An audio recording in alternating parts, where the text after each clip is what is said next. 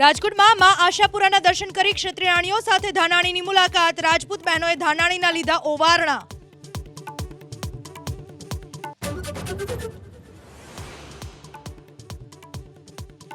વિરોધ વચ્ચે રૂપાલાએ ઉમેદવારી કરતા રાજપૂત સમાજની નવી રણનીતિ. ભાજપ વિરુદ્ધ મતદાન કરવા રાજપૂત સમાજે બનાવી સમિતિ. 19 એપ્રિલ સંકલન સમિતિની બેઠકમાં ઘડાશે આગળની રણનીતિ.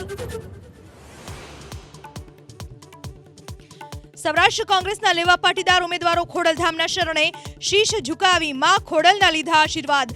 લલિત વસોયા અને નરેશ પટેલ વચ્ચે બંધ બારણે બેઠક.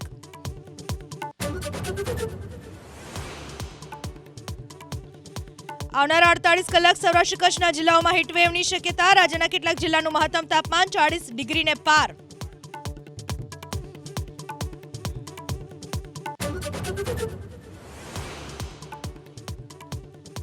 નડિયાદ સિવિલ હોસ્પિટલમાં ઇન્જેક્શન આપ્યા બાદ 10 બાળકની લથડી તબિયત. ઇન્જેક્શન બાદ બાળકને ઠંડી અને તાવ ચડ્યા. 10 માંથી 9ની તબિયત સુધારા ઉપર, 1ને આઈસીયુમાં દાખલ કરાયો.